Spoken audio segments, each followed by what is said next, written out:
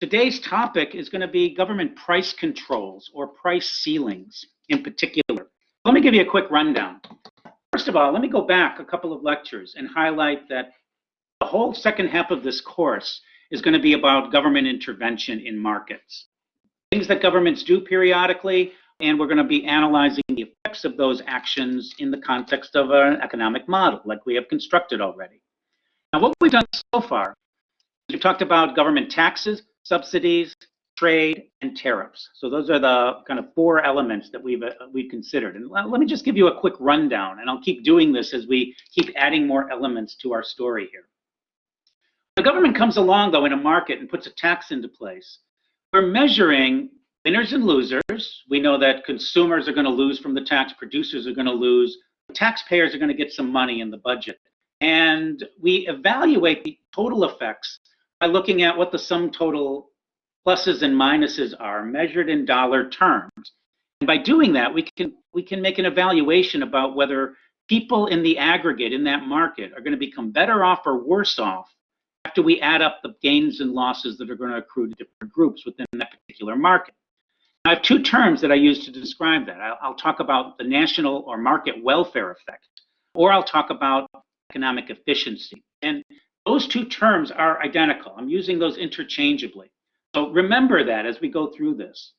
Now, what happens to economic efficiency or market welfare when a tax gets imposed? We determine that that's actually going to reduce economic efficiency or market welfare. That there are some efficiency losses or deadweight losses that will occur that are left over after we evaluate all the pluses and minuses that are likely to occur. So just that quick evaluation would suggest, oh, well, government intervention has made the outcome worse in the aggregate for people. And a loss of economic efficiency means we're not producing as much as we could have. We're producing things at a higher cost. We're just not generating as many happiness bursts in the market as a result of that particular policy. Now, the same thing was true with a subsidy. Stimulate exchanges in a particular market, and that too is going to lead to a reduction in economic efficiency. We have more exchanges taking place, which seems like that should be good because exchanges we were showed earlier were good, positive benefits on both sides. But when you induce it with a subsidy, the cost of encouraging those extra trades is actually more costly than the benefits you're getting from it. And we end up with a deadweight loss, a drop in economic efficiency, or a drop in market welfare. All of those are, again, describing the same thing. Now, the next policy we looked at was trade. And we talked about if you open up to trade and begin to export a product, again, the national welfare or market welfare effect is positive. Improvement in economic efficiency occurs. If we open up the market and begin to import a product, it too demonstrated that we had an improvement in economic efficiency. So the market works better. We get better outcomes for everybody in general, though always we're demonstrating that there's some winners and losers that are going to arise as a result of that particular action. So that's another key feature that we're highlighting here. Every time the government steps in, it can either make things worse in the aggregate or make things better, but invariably it's going to cause some people to benefit and some people to lose. And we can use our models to identify who exactly that's going to be.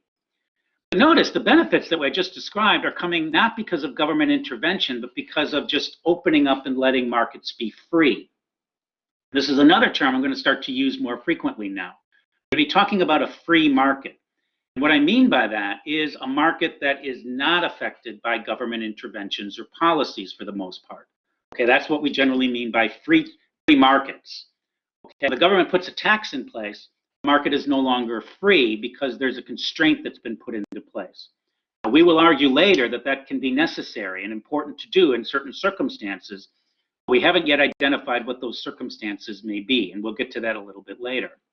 All right, but you put a tax into place, market welfare goes down. The subsidy into place by the government, market welfare goes down. Then the third thing we did was a tariff. The tariff in place on an imported product, and again, market welfare or economic efficiency goes down. So we're seeing what is beginning to be the argument that's made on the free market side, which is it seems from our economic analysis that lots of these government interventions actually make things worse in the aggregate rather than making things better. And this becomes one of the first salvos in the arguments you might have for why free markets can be a good thing. Now, don't worry if you're hesitant about accepting that particular position, because we're going to have some arguments later for why government intervention might be important to do, and that it actually may turn out to be a good thing for economic efficiency and for markets overall. But today, we're going to start talking about some other types of government interventions, in particular price controls. And price controls take a variety of forms, but there's two major forms that we're going to talk about right here: price ceilings and price floors. So today, we're going to talk about price ceilings, and that's just the government comes in and places a maximum price that can be charged for a particular product in a marketplace. Okay, more on that in a minute, and that's today's lecture L20. Next week's lecture, L21, lecture 21, is going to be about price floors, where a minimum price is set by the government, saying that you're going to set a minimum price that can be charged for a good or service. It's got to be up at a certain level, high enough. And the thing we're going to talk about in particular in that context is going to be minimum wages, a very important discussion that's going on in public policy circles and around the world, really. Okay, and then we're going to talk about price supports on Wednesday of next week. And that's another type of a price floor, but it's typically for a product or a good. And the government has to step in, or does step in, to purchase any excess supply. Okay, so it's a different type of price floor, and we're going to analyze the differences and distinctions across the way here. Now, what's the government motivation for intervening in this particular way? So if the government or the people who are inspiring the government action believe that the price of a product is too high, then the government can come in and say, oh, well, we don't like the market price, or people don't like the market price. They don't want to pay so much for this particular good. Maybe we can make things better by putting a price ceiling into place. Just make it a law that you can't charge a price that's too high. Right? The other thing that happens is that in other contexts, the government or the people believe that the price of a good or service is too low. And that's what happens often with wages, especially for low income or low wage workers in an economy. So set a price floor or a price support to try to elevate the price in that particular market, to get wages to be higher so people earn more income and live a little bit better.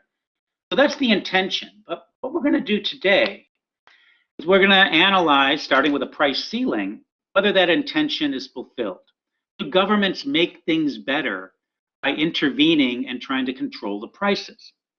Right, now you might already get the gist of where we're going with this, but I'll give you the end game up front.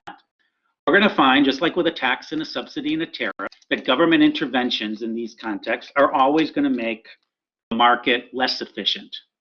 And that's going to mean that the sum total of the losses are going to exceed the sum total of the benefits. Now, invariably, with all of these policies, it's important to remember that some people will always benefit from it. And a little bit later, in a couple of lectures, we're going to think about how they might take those benefits and turn it into government action to try to encourage policies like this. So you might get individuals who are very consciously trying to promote government policies because it's going to benefit them, without regard to the fact that it's actually going to make a lot of other people worse off as a result of that. And that, again, is an expression of self-interest. Self-interested people will try to make themselves better, and often with little regard or disregard for other people who might be injured by the interventions that are being asked for by the government. Now, there also is an important element here that I want to highlight. This has to do with how these ideas are communicated to people, and especially to voters, to try to convince them whether to support a policy or not. And a lot of times, you're going to get the beneficiaries of certain policies that are going to misrepresent what goes on in the markets themselves, so as to induce people to accept policies that might even be detrimental to themselves. We see that in the case of tariffs, I would argue. President Trump has been calling for higher tariffs and saying, oh, this is a good thing, especially for lower income or poor people. We're going to beat up on China. We're going to stop all of this that's happening. Our model suggests exactly the opposite, that lower income individuals actually are benefiting enormously from trade. I showed you that last time and gave you some evidence for that. And if we reduce trade with other countries, especially China, one of our major trading partners, The likely outcome is actually that the people who are supporting those tariffs are going to be made worse off as a result of that. But they don't really know that oftentimes. They haven't studied economics like you're doing here.